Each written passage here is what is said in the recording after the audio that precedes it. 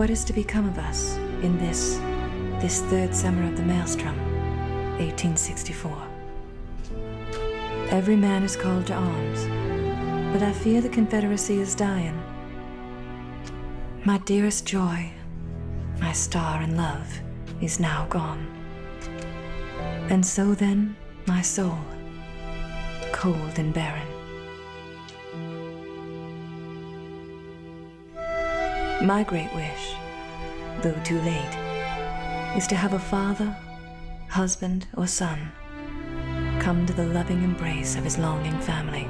But I fear most shall fill a soldier's long grave, nameless and undiscovered.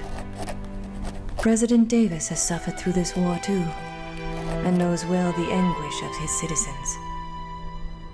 Never will we be the same, but now only wish to exist, to endure, and live. Lincoln bears the burdens of the deaths of so many.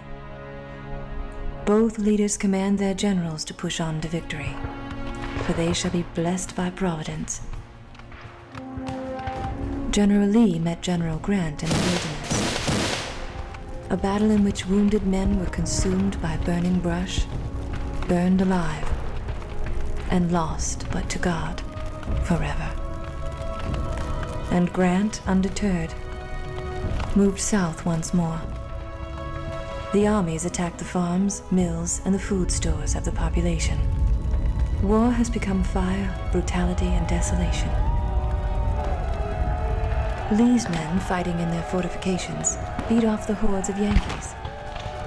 War is squarely murder, and a lesson never to be forgotten, and this war, seemingly, may destroy all of us. North Anna to Cold Harbor, then upon Petersburg, the armies marched, dug in, and fought.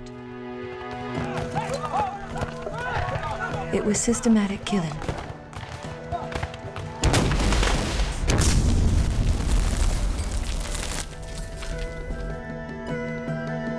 And now this June, the third summer, both armies faced each other over trench lines from Richmond to Petersburg. Men, instead of fighting eye to eye across the battlefield, now digging holes like gophers. War is upon the doorstep. We were a proud, wicked, and ambitious people before this conflict, and I fear God brought upon us some terrible retribution for our evils. And now the cities in the South feel the fullest rage of deprivation. All across Virginia there are gross shortages, and women now fight in the streets for a morsel of bread.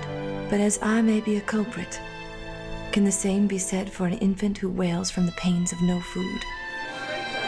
What actions could possibly reverse our fortunes and see the light in the darkness? This is all of them, sir. Flour all played out? Yes, sir. Corn too? Yes, sir. Mind the shotgun. I'll take 3 loaves. You know I have the money. It don't matter the money. I can't do that. Sir? It ain't fair to the rest. Sir? One loaf's all. What about my bread, sir? One loaf's all. Said 1 loaf? Sorry. Move along.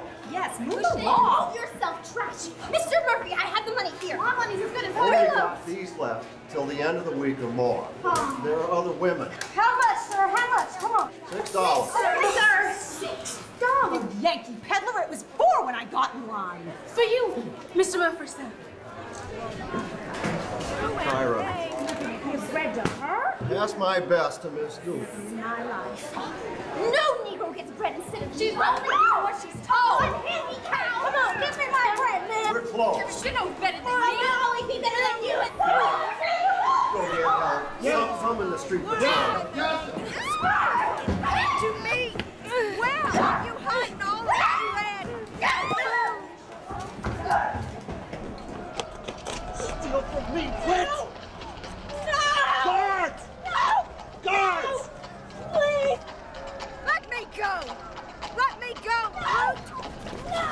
You're not going anywhere. I need this! Guards! Guards!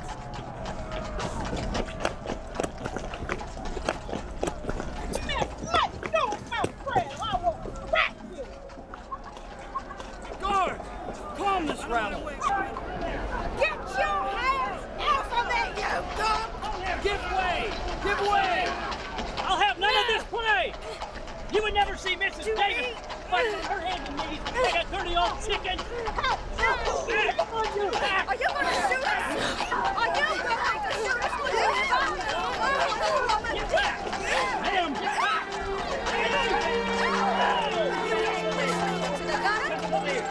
Give us something real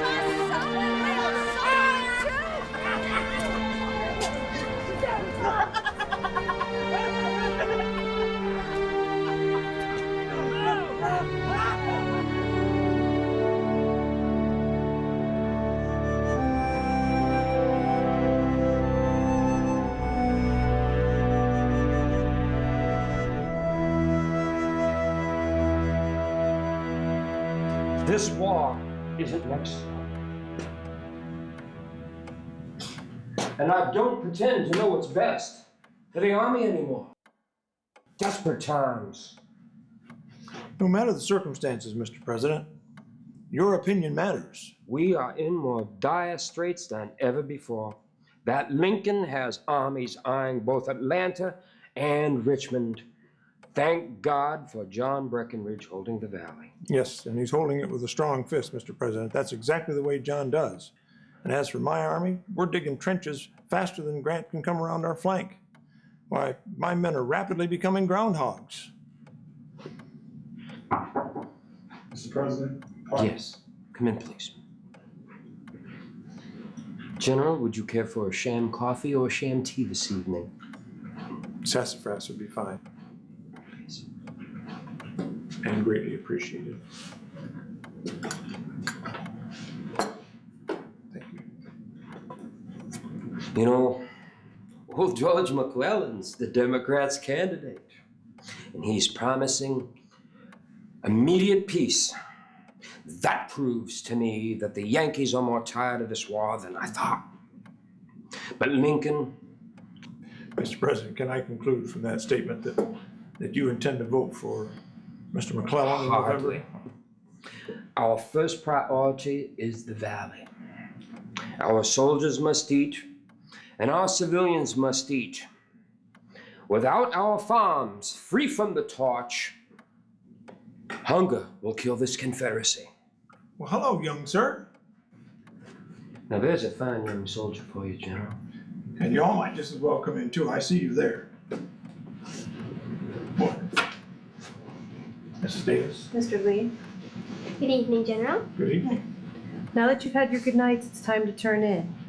Can I be in your army next year when I grow up? We'll see, young man. In the meantime, you just keep practicing with that cannon of yours, all right? Okay. Good night. All right, good night. Bed.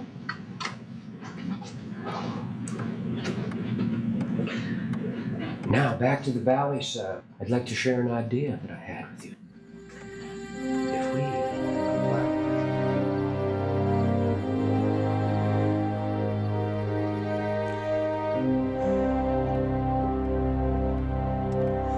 40,000 in a month?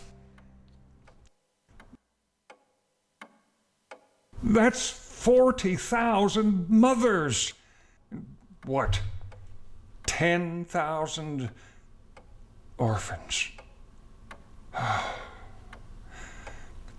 The press and the copperheads will have my hide over this. To clarify here, Grant does understand that this union only has so many men in it at present. At this rate, Ohio will be empty in a month. Sure. In my own Illinois, bled dry. Illinois troops are with Sherman. He's getting his outside Atlanta. Have I made another mistake in Commander? Have you decided upon signing the Wade-Davis bill? That's in my pocket, still unsigned. And I'm near decided it will remain there. I know the casualties, but give Grant time. More men and more time. We have tens of thousands sitting here in our defenses. Grant has been given all the men he needs and more. Well, who, sir, made you an expert in military affairs? Grant will have his men, if that means we shall soon retire those defenses. Grant, butcher, why must every general live up to his reputation?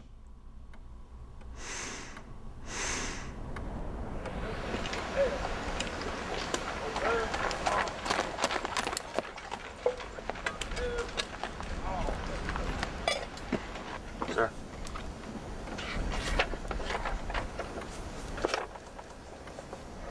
The line should go there. We can easily stretch him for miles and miles, if we need to. There's Longstreet's line, under Anderson and Ewell. He's holding back, settling in. Hibernating in June. Why won't he come out and fight? Oh, he did at Gettysburg. I think I broke him of that sort of fighting. He's still fighting. Still will fight. I broke them completely at Vicksburg. And like Vicksburg, the Petersburg contest will only be a matter of time.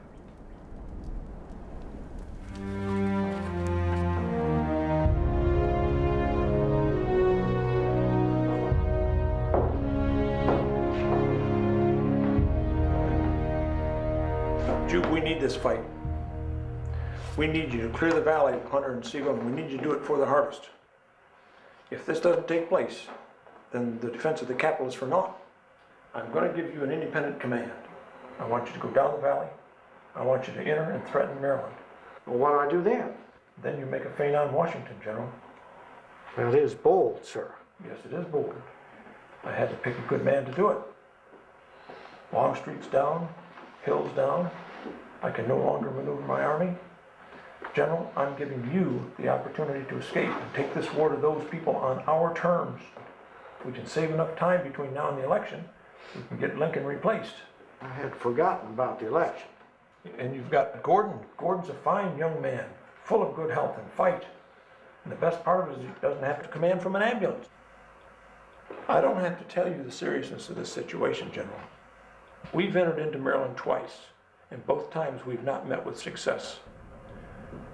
Jube, you must be successful. General, I'm a game old bird.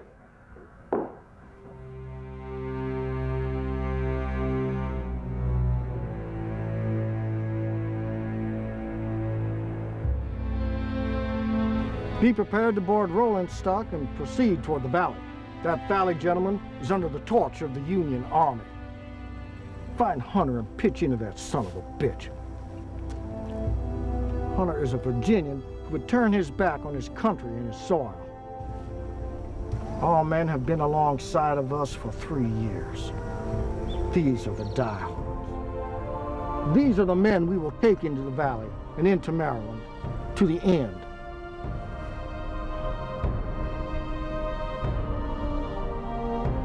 We will restore the peace and bring smiles back to the children's faces, to your sweethearts' faces. All of you officers rose up from the ranks. You have scars that proclaim your valor. You know how to fight, and you know how to win. This is a campaign we can ill afford to lose. Oh, thank you. Good afternoon, lady. Good afternoon. Good afternoon. Pretty. Thank you. Oh, thank you. Hello.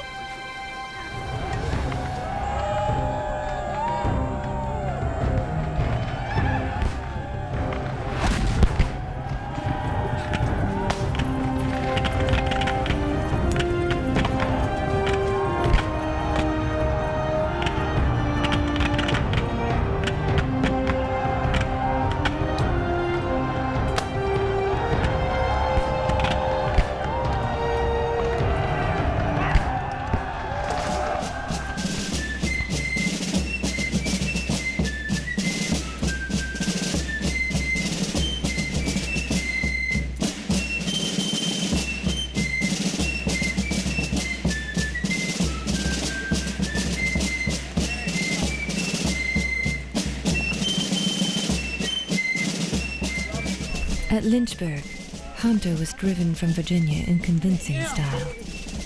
After Salem, Lexington, Stanton, Early joined armies to form a combined force to be reckoned with. As the lean and dirty new Army of the Valley moved north, the high-spirited command cleared and liberated the Valley population. With the swagger of veterans, they marched north to give Lincoln and the Union a big scare.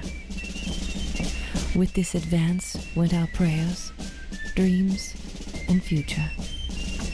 Our past, as our innocence, was gone forever.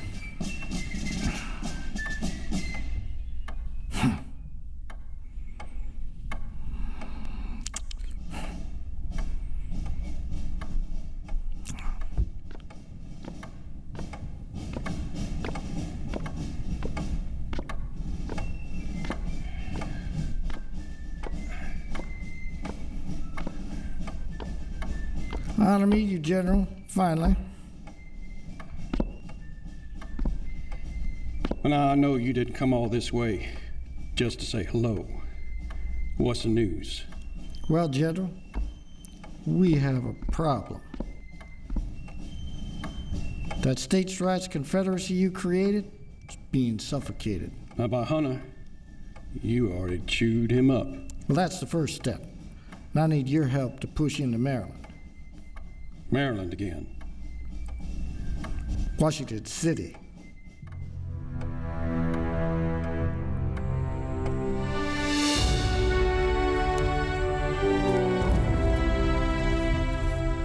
Push up the left. Get close. Get close. Come on, Virginia.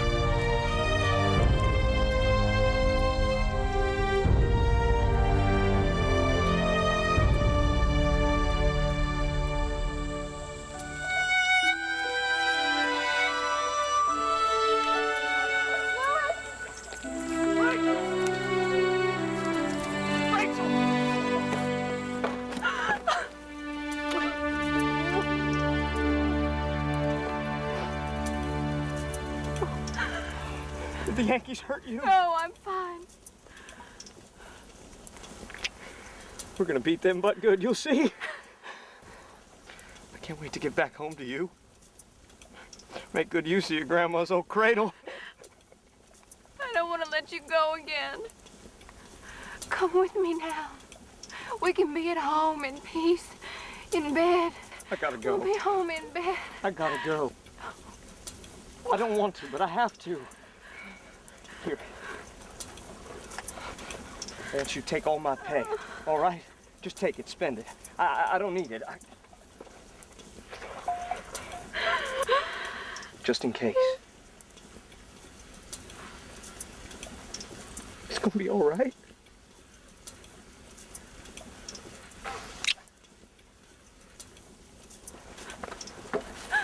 You'll come home. I'm determined you will. Every time I close my eyes, I'm home.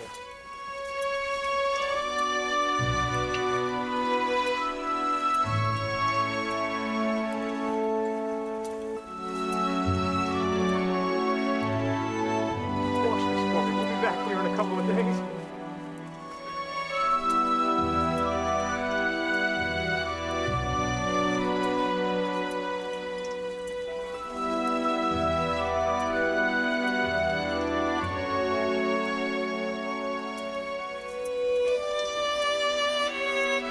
Our Southern heroes pushed on toward the Potomac River, crossing north of Leesburg. 18,000 bronzed and Spartan defenders, all resolved to make a third invasion into Maryland meaningful and decisive. Maryland crops were flourishing. Livestock grazed in every pasture. General Early entered Maryland with a firmness in the faith and a will in the gaze of an eye. To reverse destiny in the shadow of the capital itself, in this army's hands rested the fortunes of their nation. Well, welcome back to Maryland. Yeah, sure we've been here before. Something to be said about a third time, as I recall. Oh? Oh yeah, this Zurich. It's a charm or something. Well, let's just march up this pike a ways before we start making any such proclamations. Maybe this time around we'll leave here with some sort of victory. Like who?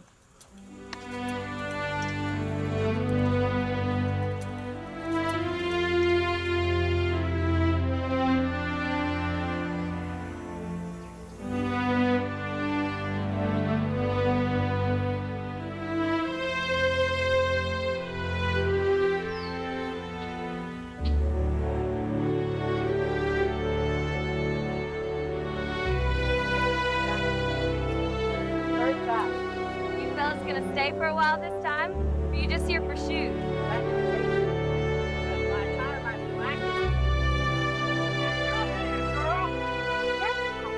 Who just get in that house?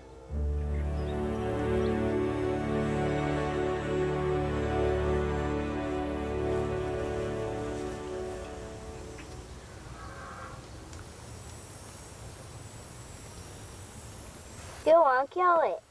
It didn't do anything wrong. Oh, it's just a smelly old frog. It's a turtle buckethead.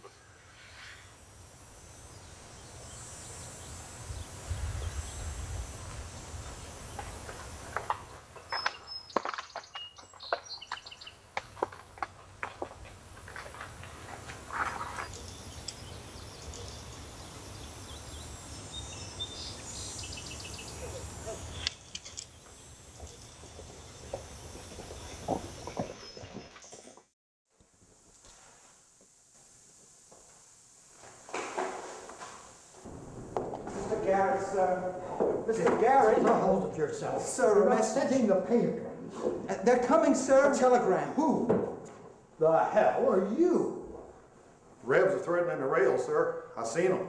What? It's a long Reb column. Oh, don't we have patrols to keep things like that under check? It's going to take more than a few cavalry, sir. All right. So, how many Rebs did you see? Stopped counting after 10,000. Got lost in the numbers. What? But sir, that telegram is from Harper's Ferry. To His Excellency, the rebels have cut the Baltimore and Ohio Railroad west of Baltimore City. Did you get that, boy? Yes, sir. And making a demonstration against Baltimore and the capital. I do not have to remind you, sir, of the economic difficulties this presents to me, as well as the nation as a whole. Nor the political catastrophes to you, sir, if this predicament is not presently and immediately rectified. Send regulars, as our home guards cannot contain this force of rebels. Doesn't make sense. Doesn't make sense. Must be Ewell. Only someone in strong force across the Potomac. It's not worth the effort just for a raid. All right, gents, get on your high horses, rush to me. Each corps commander's reports on prisoners to the front. To what degree, sir? I need to know where along this front Ewell's corps is, if he's even there anymore. Go, go!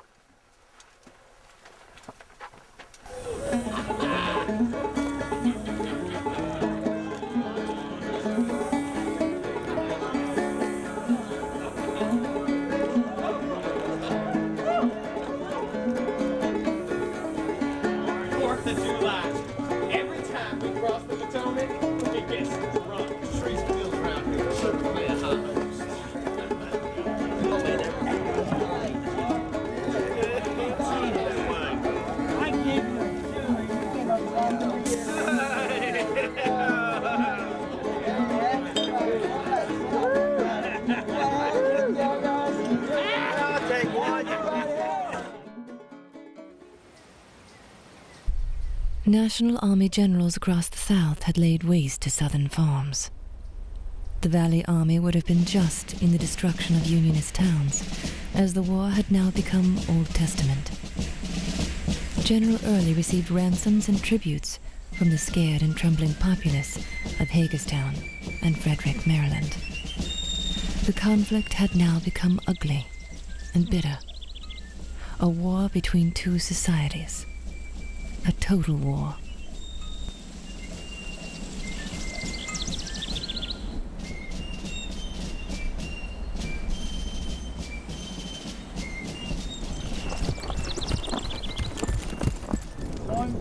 Two, 1, 2. 1, 2, 1.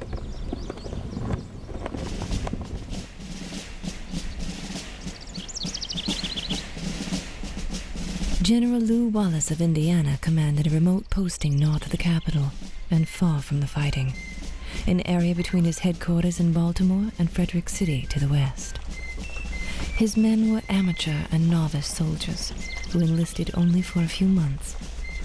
Their job was to guard roads, warehouses, railroads, and hospitals, then go home to tend to the fields. Wallace gathered his meager 2,800 men and pushed them along by rail to his most western frontier, Monocacy Junction, to face the hardened and stalwart Southern veterans sure to pass his way. Poor souls. They would soon be participants in the most grim and bloody harvest. There are Confederates appearing along the line from Harper's Ferry west. Forward! March!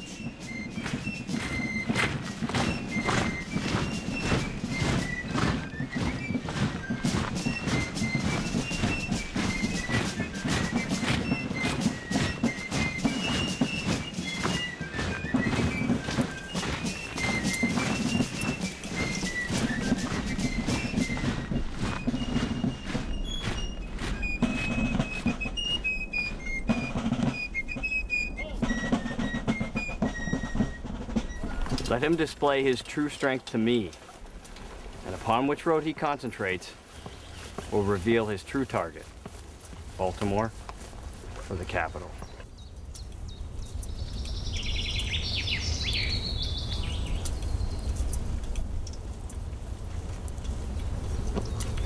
Hey, well, get Gil. His boss there. About this time in 62.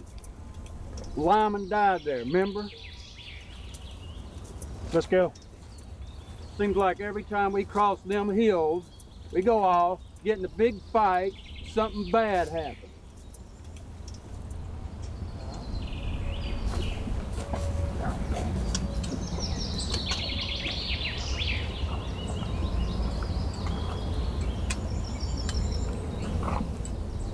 Back again, man.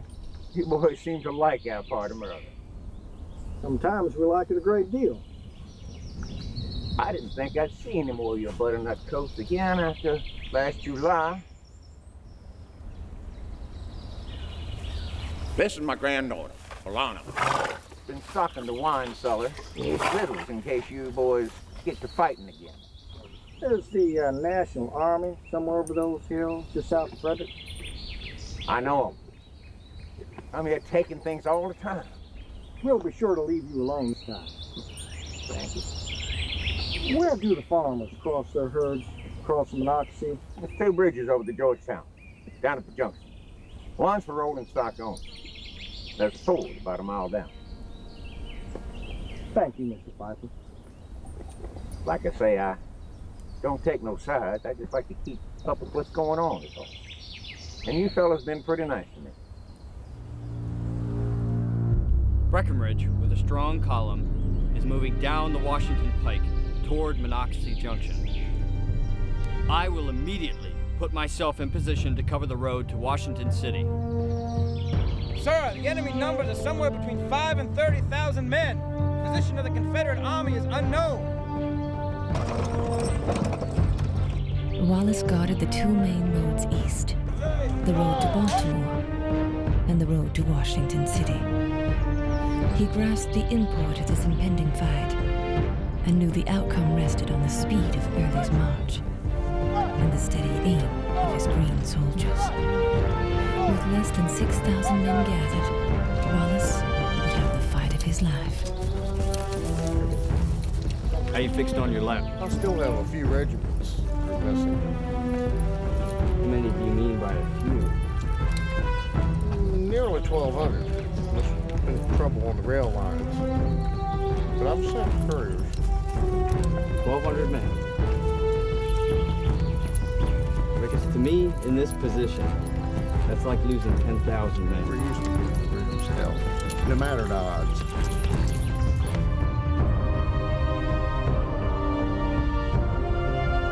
Early, fighting time and increasing summer heat, wanted to drive quickly through Wallace's men. His soldiers had no idea that veterans of the Army of the Potomac had arrived secretly in their front. As the bugles blared and the cheers began to be heard, two nations held their breath.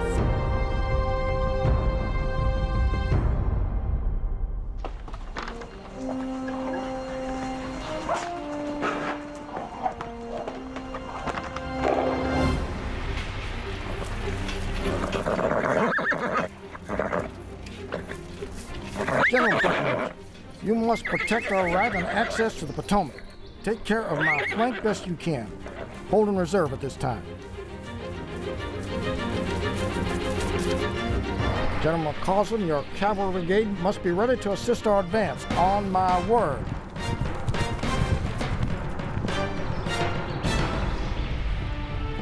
Gordon, if you ever made a fight before, this ought to immortalize you.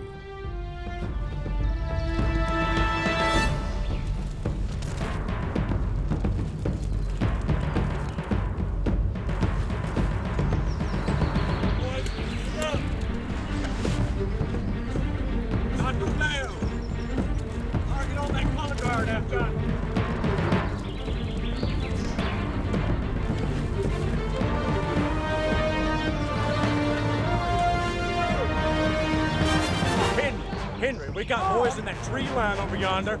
Let's roll them down, roll them down. Get them up, boys, get them up. Come on, Gerald, how far out are they? There, my face. What else goes?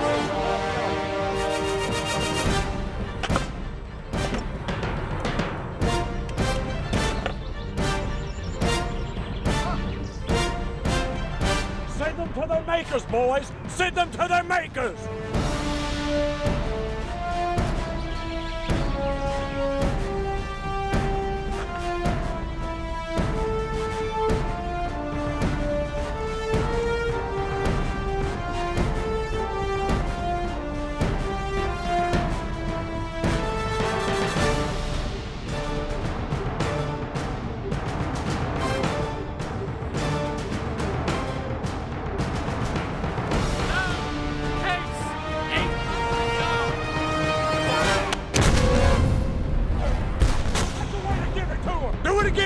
Do it again! Send them to the devil!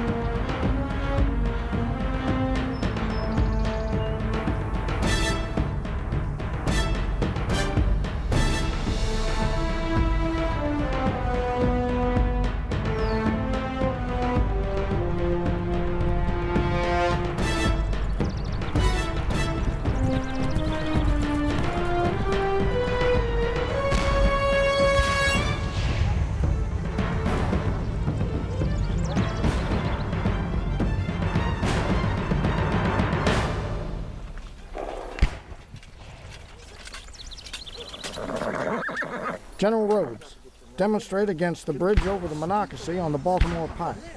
Try the strength of the enemy at the wooden bridge on Georgetown Road.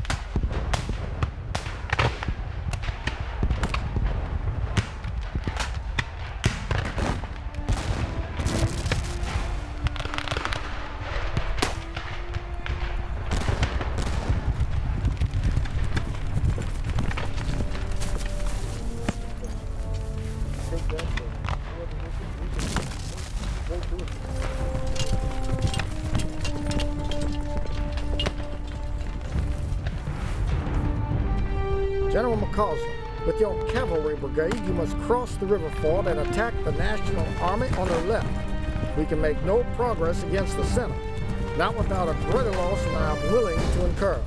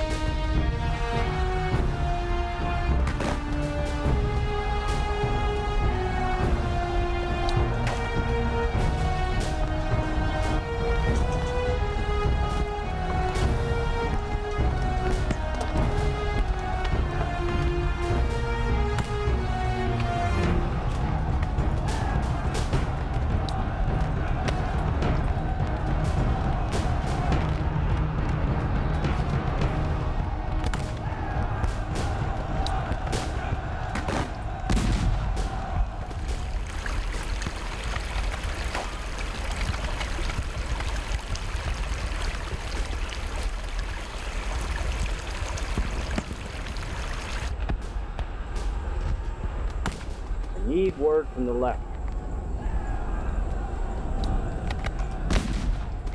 Trooper, you, come here. Ride to General Ricketts. Go on. Tell him to hold the left at all costs.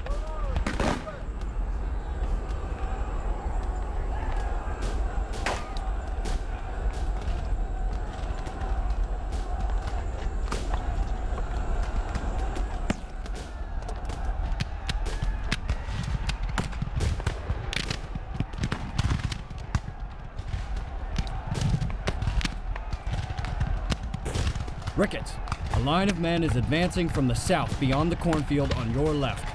I suggest you change front in that direction and advance to the cornfield fence, concealing your men behind it.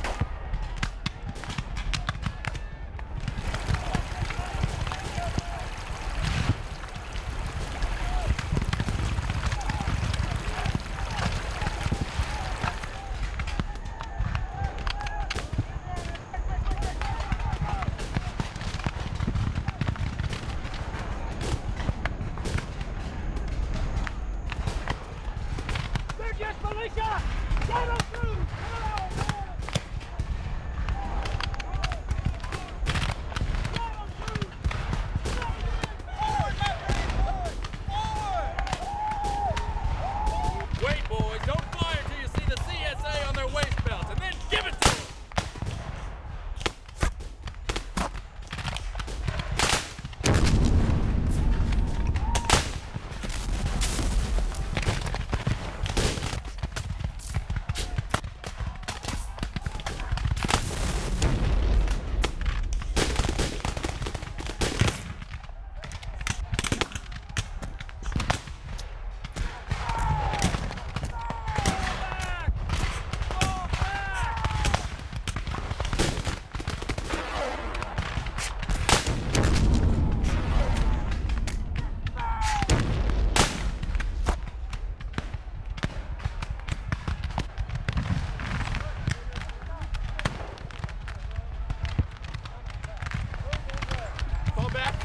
Fall back over the hill. We must reform out of the fire!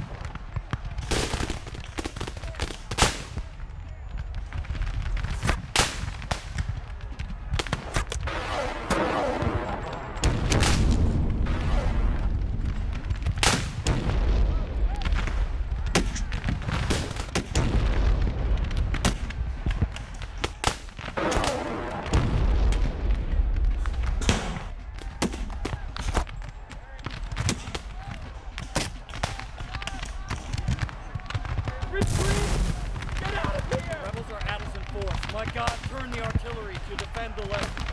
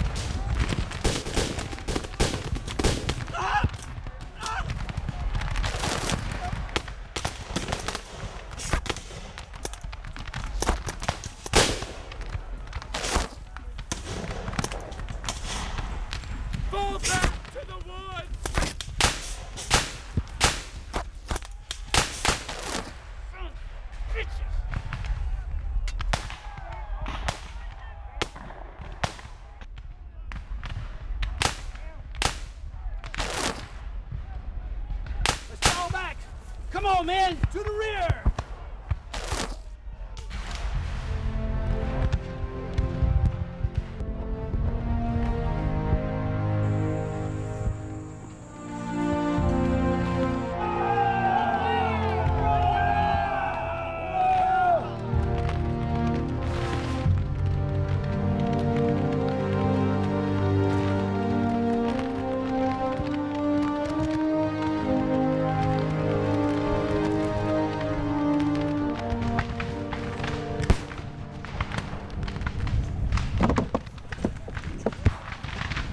Get the ambulances.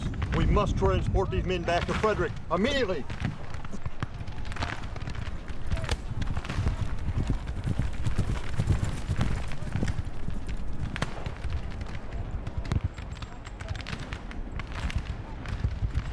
Who are you? We're 6 Corps men. How did you get here? Well, first we took a boat, then we took a train. Hey, we should have read generals of you.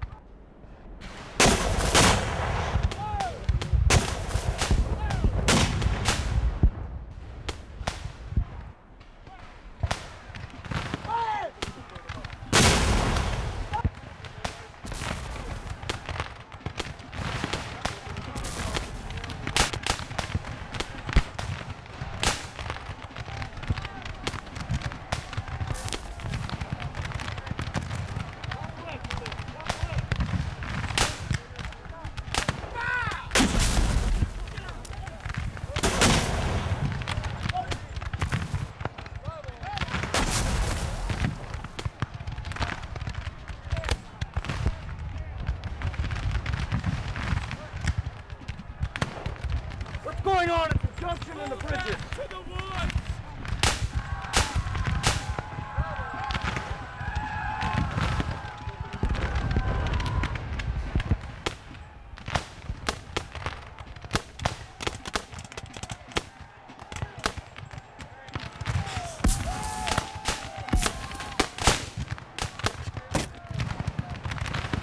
Chase them down! Load shells to down!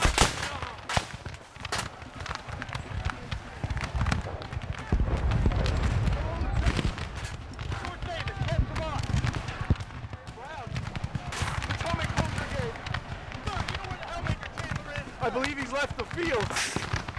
What? And actually, I'm falling back toward the bridge. Is there a problem to our front, sir? Well, look out there. All I see is blue jackets and on both sides. It's a mess, by God. So you'll quit the field? You're in command as far as I can see.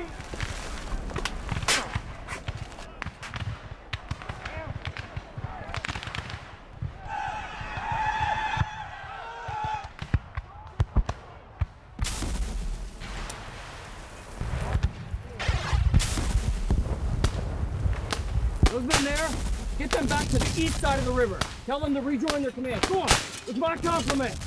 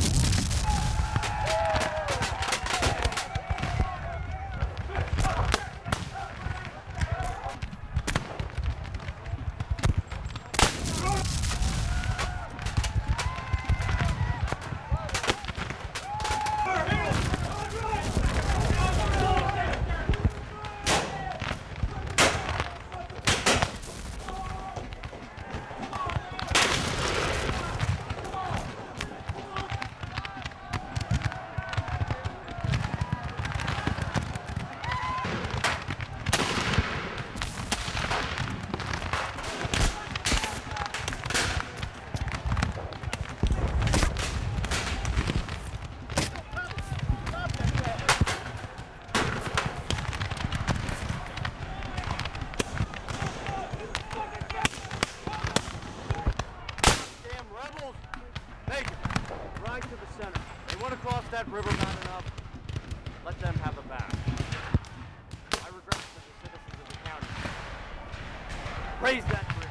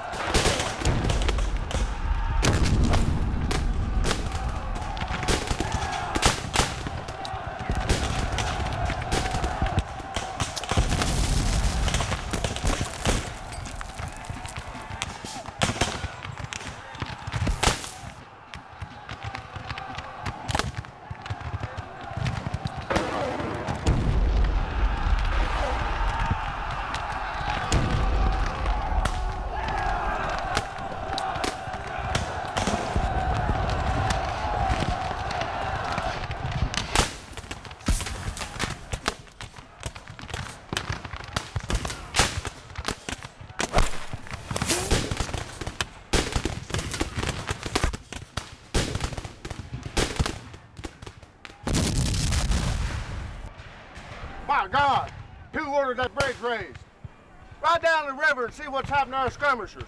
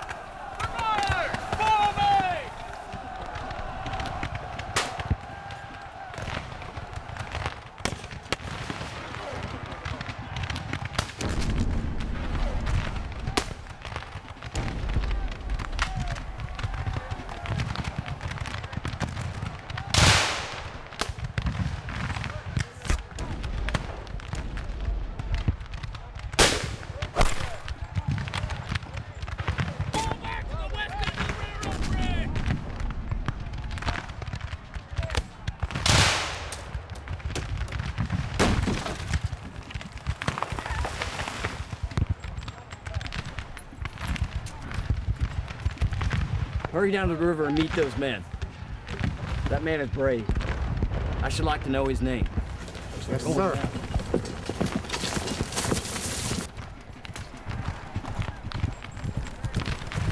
the right flank, trying to get across down the river to Buckystown. You got any special instruction from him, sir? One of their numbers at this point. They got about 350 men, sir. Go ahead and hold fast. All right, just there.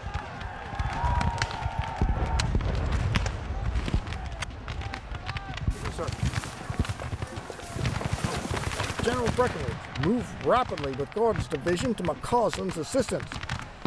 Strike the enemy on his left flank and drive him from his position. General Gordon, you ought to take your troops across the river through McCausland's. Drive those Yankees back to Washington. Godspeed to you, sir. None, sir. I sure shall.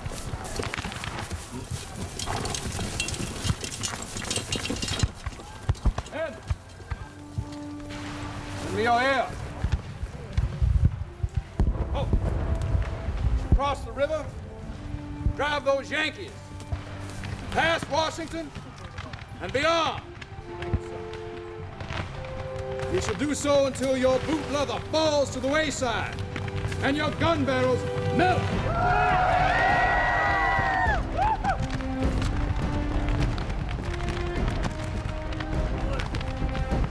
Take arms.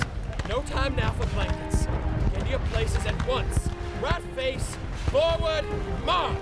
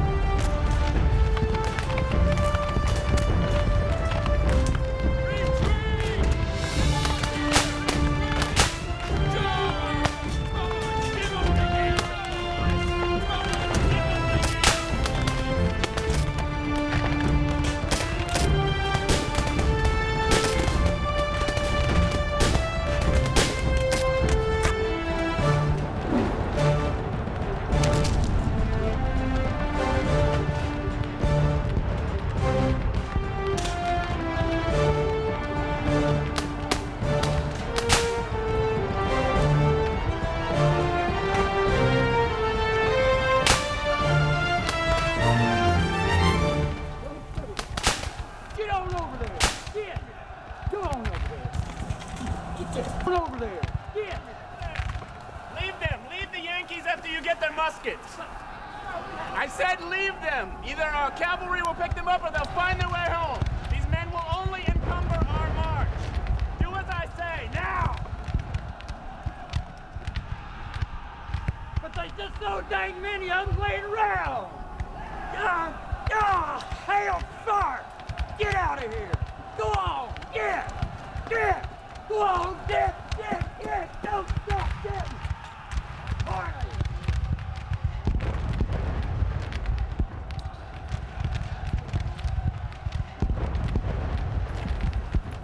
We've done all we can. Let's get the men out.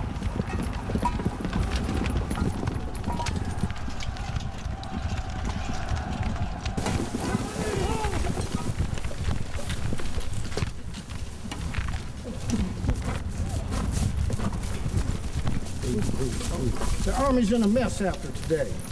Let the men rest and recover well this evening. We'll march on the Capitol in the morning. Suppose you'd like to see your old Washington home again. As the Vice President, you are fortunate to even step into the White House.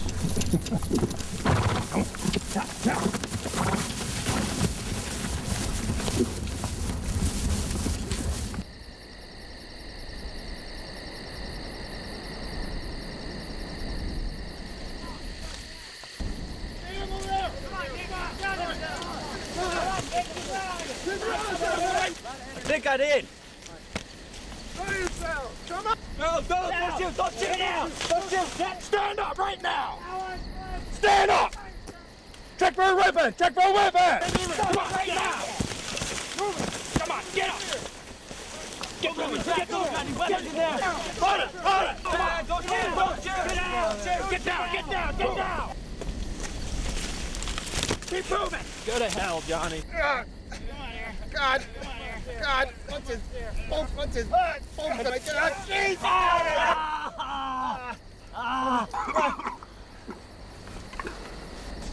Water! Does anybody have any water for these men? Anybody! I need a canteen!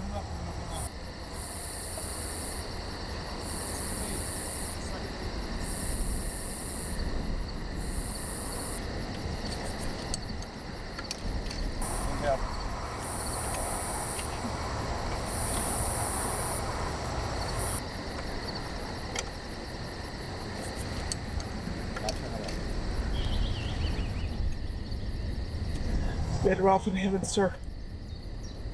You know, goddamn Yankees.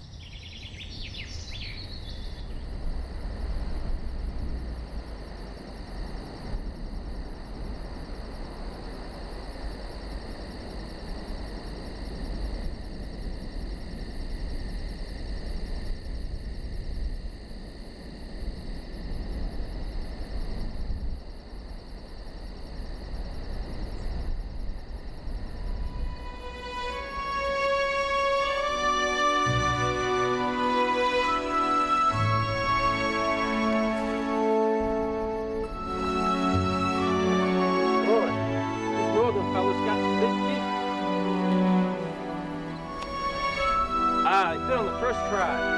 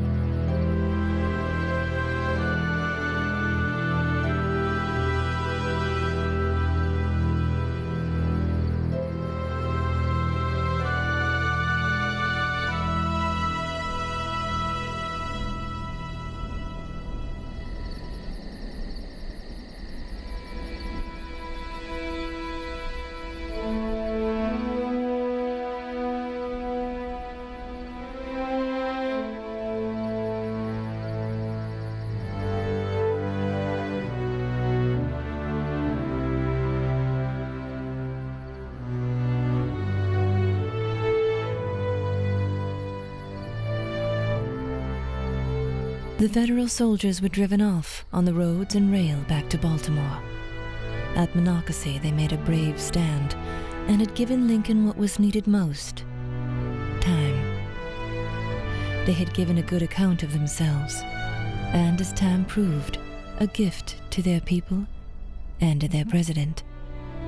The Federals who fought at Monocacy were proved to be the saviors of their nation. Wallace, redeemed, retreated back to Baltimore, but prayed not to be followed.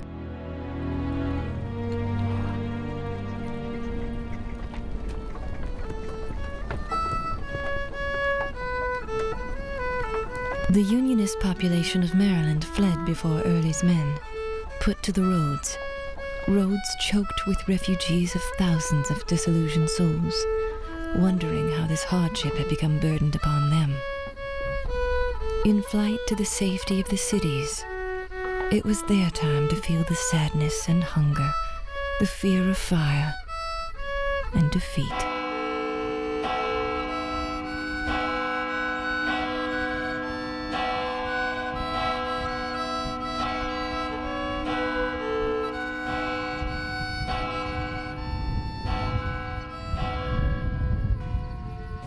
General Wallace defeated! Brave soldiers running for the safety of the capital! 50,000 rebels advancing into the city! General Wallace defeated! Brave soldiers running for the safety of the capital! 50,000 rebels advancing into the city! Perhaps we should talk about evacuation. Has it come to that? Yes, Mr. President, we must consider all possibilities. What does it say of a nation when the president must flee his home under threat of his life? We can't take the railroad. They're unsafe now. Rebel cavalry reported north of the city, perhaps on the way to free prisoners at Point Lookout. Then what? I'll have the naval vessel made ready to take Mrs. Lincoln, the boys, and the cabinet to New York. But only if the rebel column succeeds in piercing the line of fortifications. I would stay here, of course, and continue to direct the defense. General Halleck, would you tell me, please, how it is that a month ago Grant was 8 miles from Richmond, and now General Lee is 8 miles from us?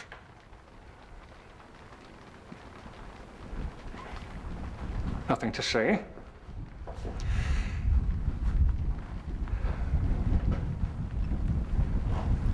Perhaps that's because there's so much to be done. This sort of defeat could spell disaster for this administration and for free government forever. We must mount the severest defense of the capital possible under the care of Providence. I've ordered all our walking wounded from the hospitals to the front. And Quartermaster General Meigs has organized his departmental battalions and is leading them into our defenses as we speak.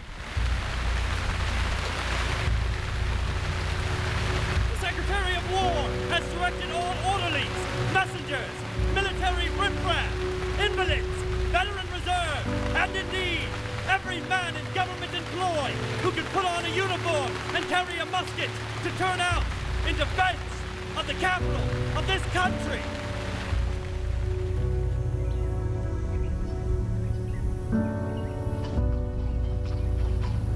Good morning, Sergeant. Good morning, sir. How's the men looking this morning? They're looking good. They're looking eager to move out. Getting ready. Check them out. We'll be moving out pretty soon. Okay. Thank you. You're welcome.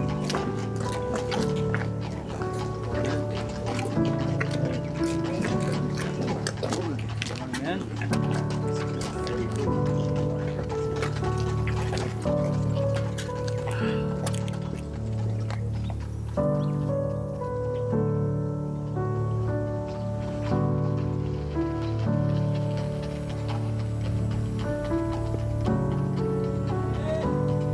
Company, shoulder, arm.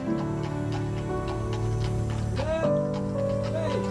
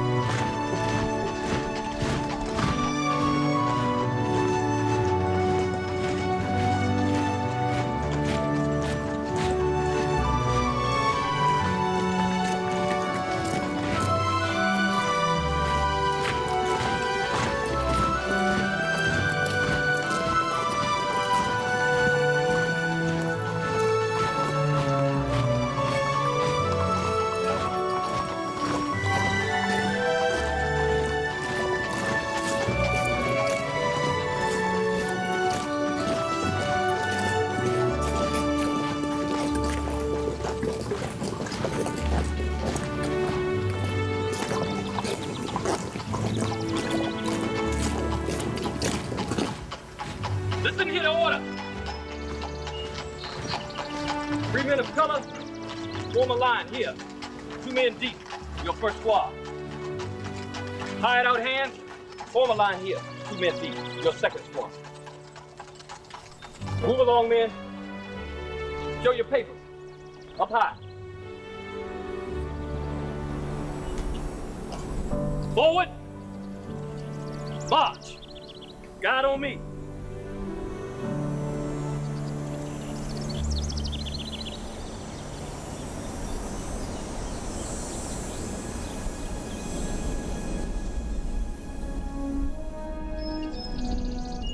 The heat and ferocity of the Monocacy battle had taxed the energy of the Valley Army.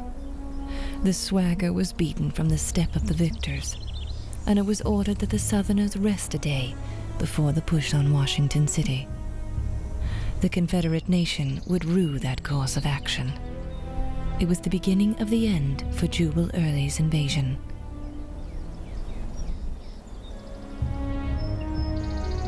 Make way! Ferry coming through! Make way, please! Ferry coming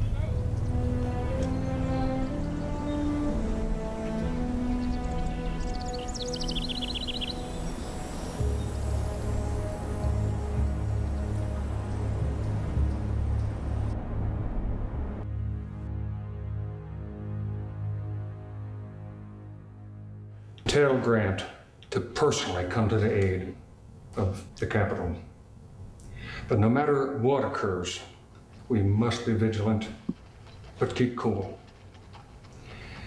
I hope that neither Baltimore nor Washington are taken. If their General Jackson was alive and in charge of these troops, in my opinion, sir, he would be in Washington in 3 days and sitting in your chair. Now, we have troops here at Fort Stevens.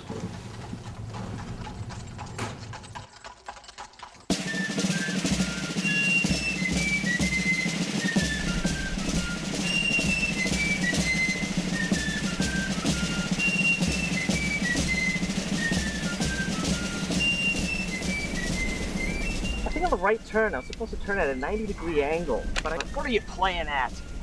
We're just getting ready to fight a battle is all. Idiot, this ain't an examination room. I just want to do things right. The only thing that manual's going to be good for is wiping your behind.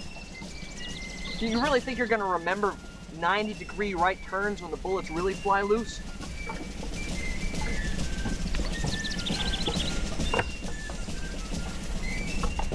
Suppose we ain't just clerks anymore, then. It's not like the old Minutemen.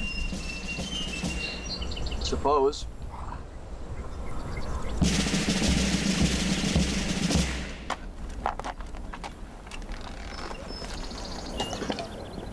All this noise. Who the hell's in charge of the middle department anyway?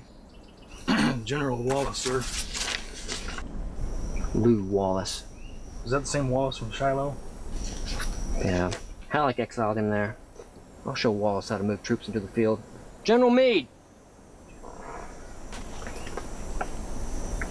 Who would you send to defense the capital? Who has not let me down? The 6th Corps. They saved us at Gettysburg. 37-mile march through a day. General Wright knows how to move his men. George, how are you? Much rather be in Connecticut. We only have time for a leader we can depend on. Move directly to Washington for relief of that place.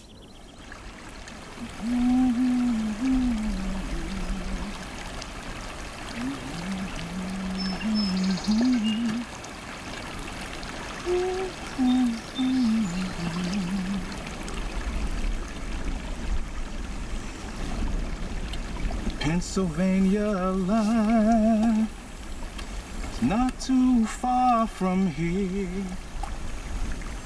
That's the land ahead. No slaves. Plenty of ways for a man to make yourself in the world. Plenty of choices for you to make. You talk big with your mouth, but you never use your leg.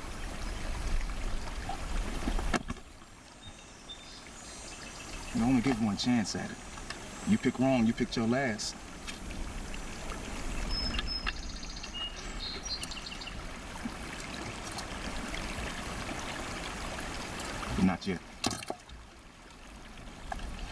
Damn,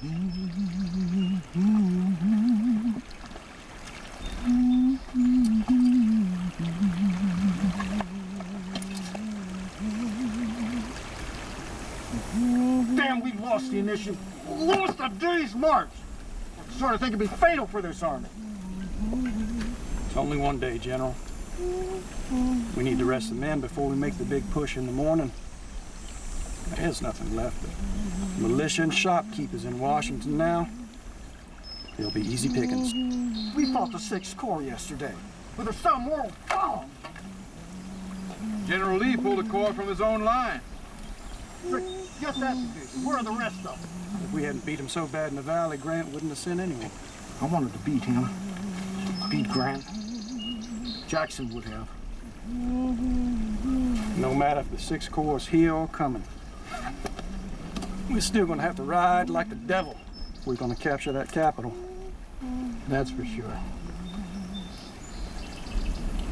Pennsylvania alive.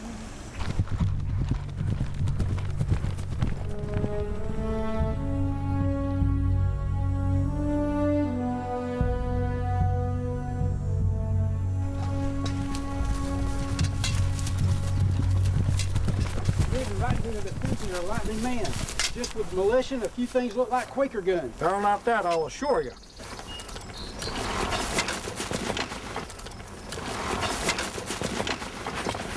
General, what are your orders, sir? As far as our front against the defenses?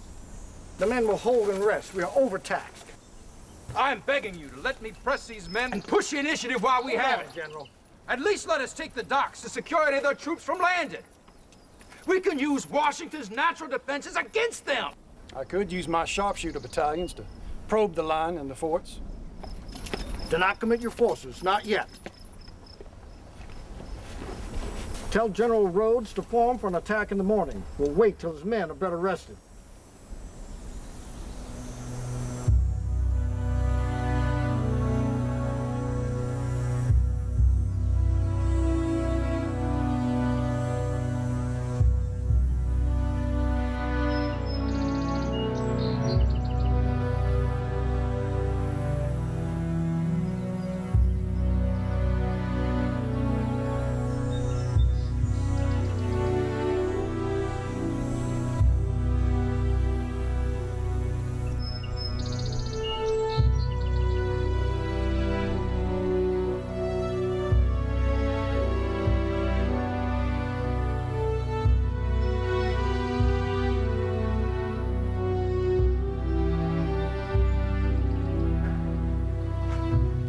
That man that you keep, Halleck, he's always apathetic.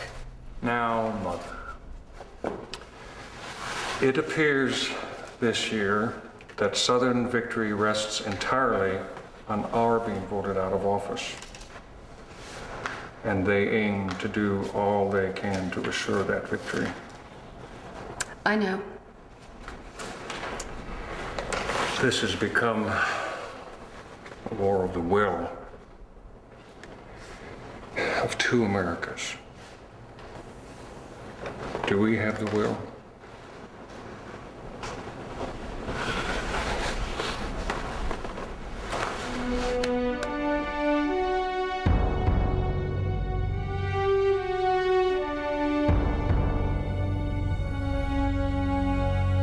Those planecone-eating, barefoot mutineers won't stand long outside these gates. If they'll stand at all, this enclosed fortifications will stand strong. Say you, sir, how strong stands the governmental battalions? Well, we'll certainly give the rebels a bellyful, sir. Good spirit, son. Good spirit indeed.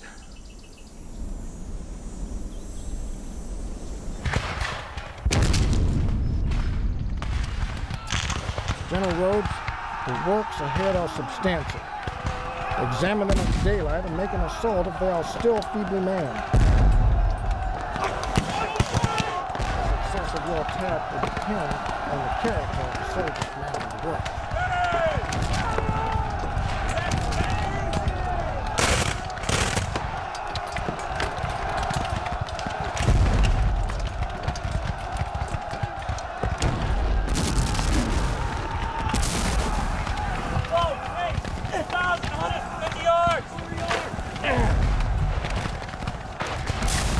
The day after the Monocacy battle, 10,000 of Grant's elite 6th Army Corps set off from City Point, Virginia by fast steamer. 36 hours later, the reinforcements disembarked at the 6th Street Wharves and marched straight into the defensive fortifications of the capital. Who commands these troops? I do, man. You, sir. Have your regiment form presently. A guide will show you the way to Brightwood on the 7th Street Road, where an attack is expected immediately. Do not wait for your horses. Yeah! On the right! Here, march! How many soldiers are you? We have a few dozen under 15,000. That be enough, Missy? Hurrah! Hurrah for the 6th! You better want to catch you early. Hurry on! There now. I'm so sorry, sir. Do those rebels scare you? Yes, sir. Can I tell you a secret? They scare me too. See those men that just marched behind me? They scared the rebels right back. And in a short time, they will be gone.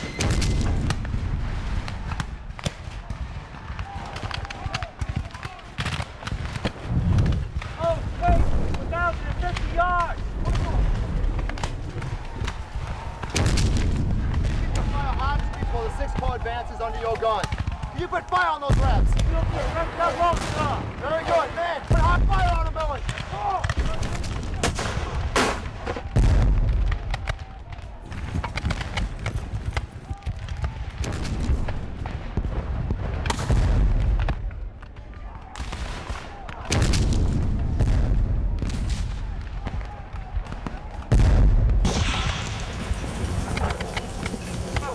General Bidwell! General Wright, hell of a mess we have here, sir. Indeed it is, Bidwell. Indeed it is. I want you to find the major of the Treasury Cook Battalion. Yes, I want you to get his men out of the trenches. Present my compliments. Yes, sir. So I want you to get his men well to the rear. I don't want any of them getting hurt. How should we deploy? Kill them without mercy. Now get to it. Very good, sir. Very good. Come on, man. Go! Come on. Ready! Fire! Go!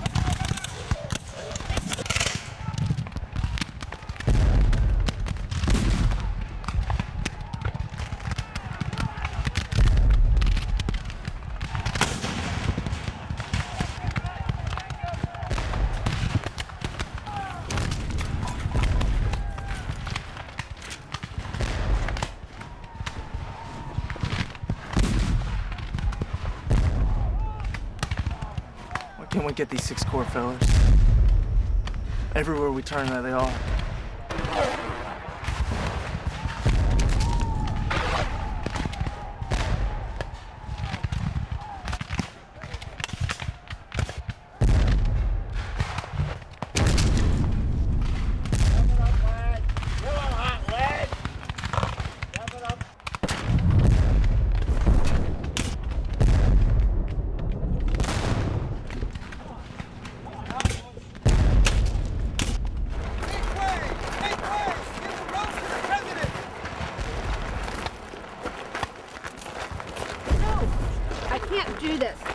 Mother, No, I Mother, can't. Mother. No. All right. No, I'm only going to be a minute. Mr. President? Stanton! Sir, this way. Sir, please. Right this way.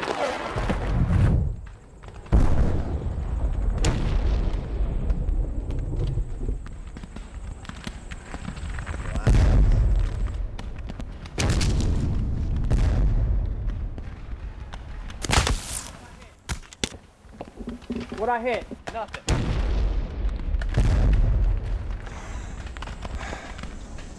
What is your assessment of General Wright's present situation here at the fort?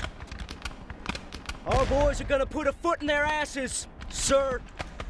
My great concern is that we either bag or destroy this force here in our front yard. You're welcome to stay, sir, but please, be careful, Mr. President. Early should have attacked yesterday. He would have already had me in his pocket. late, Mr. Early.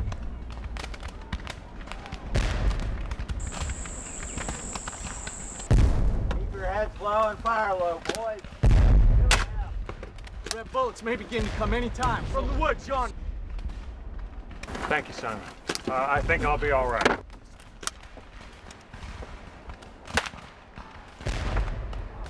There's sharpshooters, sir, in the homes there, sniping our artillery. You know, this is Blair's neighborhood. I hope them boys don't muddy up the carpets. Meets with the president's approval, we could have our artillery demolish them. Permission granted. There's some old fool Yankee officer on the parapet taking a look-see. Here.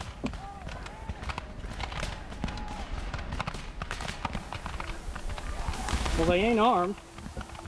Could be political type fellers. Clear the front parapet! General Wright, I intend to at least witness one battle in which my soldiers are fighting.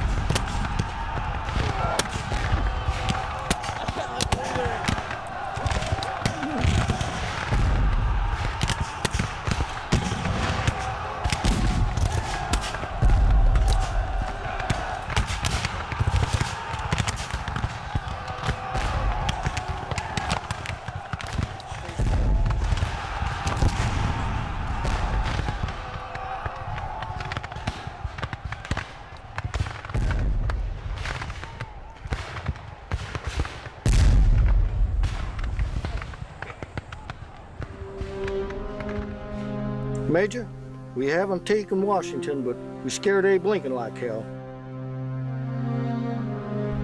General Early, with loss at the gates of Washington City, was forced to abandon his position. He took what was left of his army in retreat back across the Potomac River and to the safety of Virginia.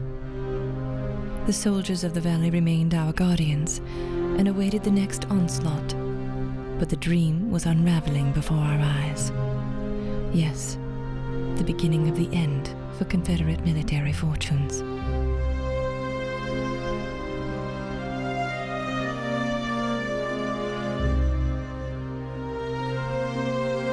Fall victories for the National Army, both in the Shenandoah Valley and Atlanta, secured Lincoln's victory in the November election. The conflict would become a war of attrition that could only end with one result.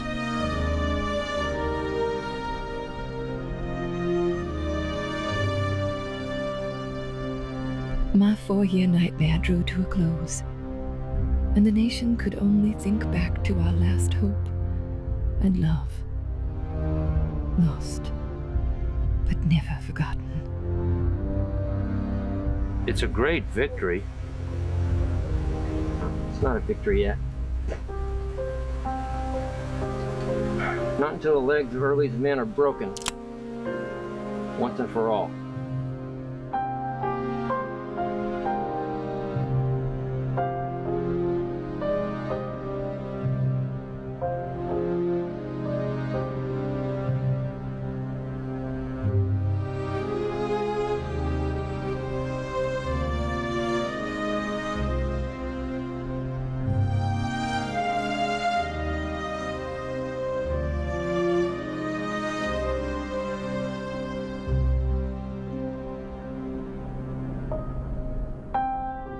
By April 1865, the Confederacy had starved and bled to death. Lee was forced from Petersburg and Richmond and left burning cities behind him. The soldiers marched in vain to link with the Confederate army in North Carolina.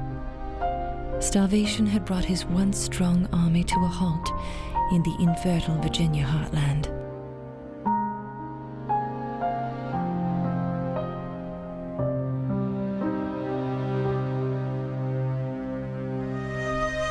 "28,000 proud veterans of Lee's army surrendered their muskets to Grant at Appomattox Courthouse.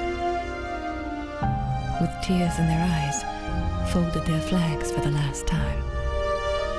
Union soldiers shared food with their former enemies.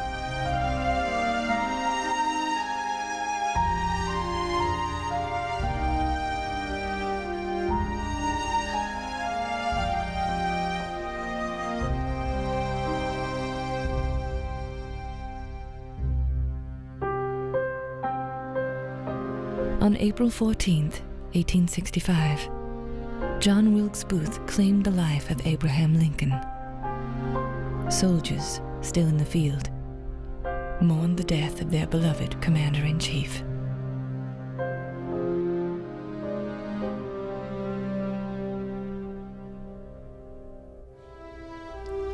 Fondly do we hope, fervently do we pray that this mighty scourge of war may speedily pass away. Yet if God wills that it continue until all the wealth piled by the bondman's 250 years of unrequited toil shall be sunk, and until every drop of blood drawn with the lash shall be paid by another drawn with the sword. As was said 3,000 years ago, so still it must be said. The judgments of the Lord are true and righteous altogether, with malice toward none, with charity for all, with firmness in the right, as God gives us to see the right. Let us strive to finish the work we are in, to bind up the nation's wounds, to care for him who shall have borne the battle, for his widow and his orphan, to do all which may achieve and cherish a just and lasting peace among ourselves and with all nations.